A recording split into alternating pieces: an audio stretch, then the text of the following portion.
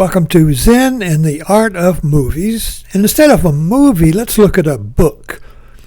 I just ordered on Kindle Nobody's Girl.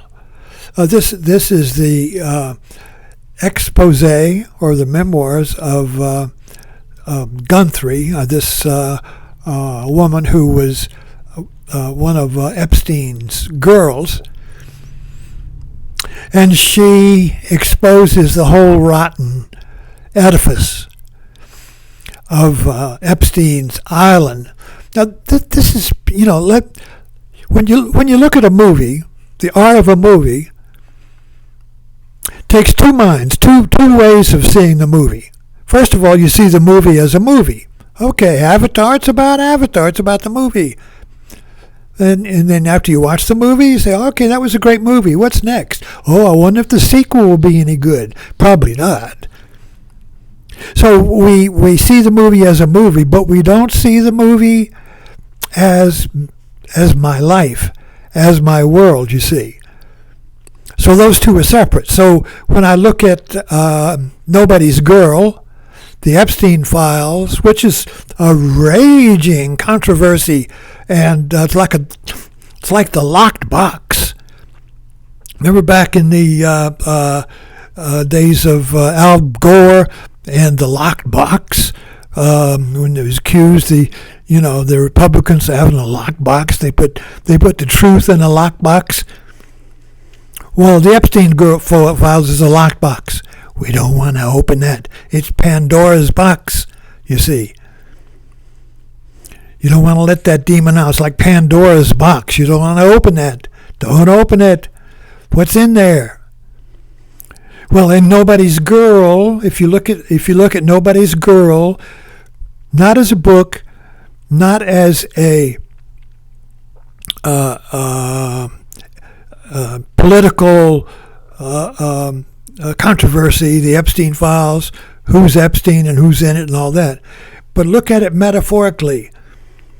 Look at it as a wide-angle view of America. Who now we have to ask, in the Epstein files, the answer to that question is, it's a file that Epstein had, yada, yada, yada. It's facts, it's literal. But then you have to ask again, what is the Epstein files? Now you got to put on a wide-angle lens. We look at the world through a monocle. We look at the world through like the German monocle sitting up there, or through a zoom lens, or through a we look at it through a narrow focus lens. If you've ever have practice photography with a camera, you can exchange lenses. You got the zoom lens, narrow focus lens, makes everything sharp, but the background blurs. Or you put on a wide angle lens. Now you see the whole field and everything's in focus. These are two ways of knowing. Now we are conditioned to look at the world through a narrow focus lens. We zoom in on it. What is it? Well, we zoom in and analyze the thing. So what are the Epstein files? We want to zoom in and analyze it piece by piece. That's the way science works. That's the scientific method. There's an object there. What is it? So you break it apart to find out what the parts are. This is a machine mind. This is the way you work with a machine. What's wrong with the machine? Well, break it apart and find the bad part. Break it apart. Reduce it down to the first cause. Reduce it down to the problem. There's the problem. Remove the problem, the machine works. Well, that works with machines, but it doesn't work with us. It doesn't work with life. Life is not a machine. So we use the wrong mind when it comes to life. It uses the wrong way of knowing when it comes to what's wrong with me. Why do I have a wobble? Why do I hurt? Why is there suffering? The machine mind won't find it. So we need to see that machine mind works in fixing a machine. When the machine goes down, you call a mechanic. But when you hurt, the mechanic isn't going to fix it. A therapist who breaks everything down to your complex isn't going to fix it. You see, you break everything down to, well, your mother did it. Or you break everything down to, well, you had a trauma. Or you break everything down to, I have an inferiority complex. That's the cause of my suffering. That's reductionist. That's using a narrow focus lens. Now, the wide-angle lens sees everything at once, the whole picture. So a wide-angle lens will see the Epstein files as America's, as nobody's girl, as a story of America, about us, you see. But it sees us through the lens or metaphor of nobody's girl.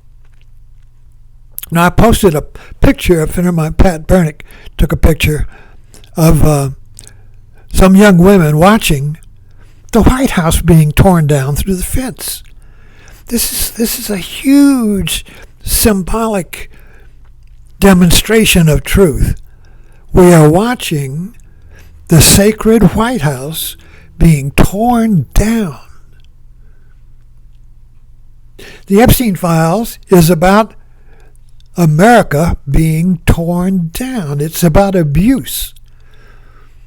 So nobody's girl. Is that just about her, or is it about every girl? Is it about all of us? Are the American people the children of the father? See, in the monarchy, the king is the father of the people. These are my children. These are my children, you see. And you have two parents. You have the father, you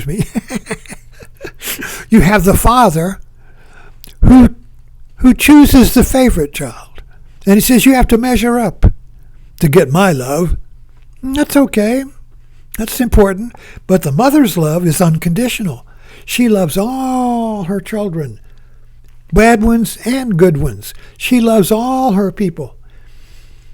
So we got two parents here. Trump, the father, or the mother, liberalism maybe, who loves all the children.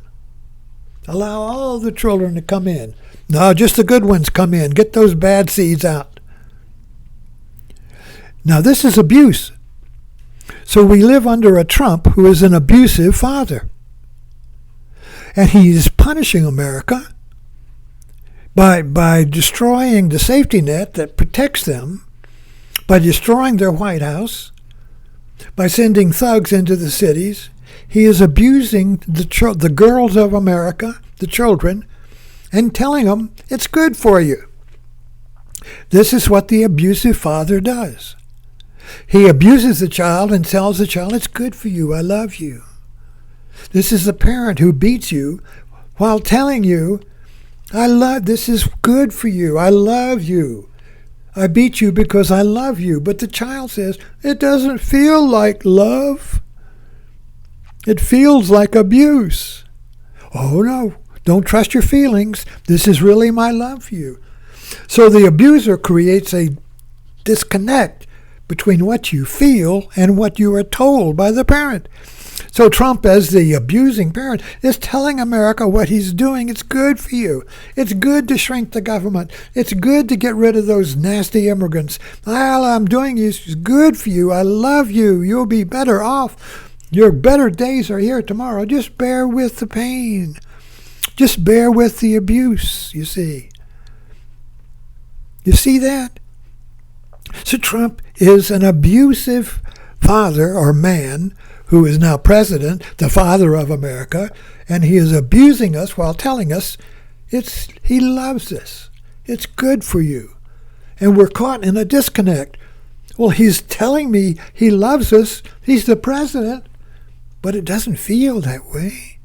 Who do I trust? Him, the father, the president, or my own feelings? We don't know. And that catches us in a terrible dilemma, you see. I don't know who to trust, so I defer to the president. Surely he knows more than me. Surely my father or my mother knows more than me, says the child. Thanks for dropping in.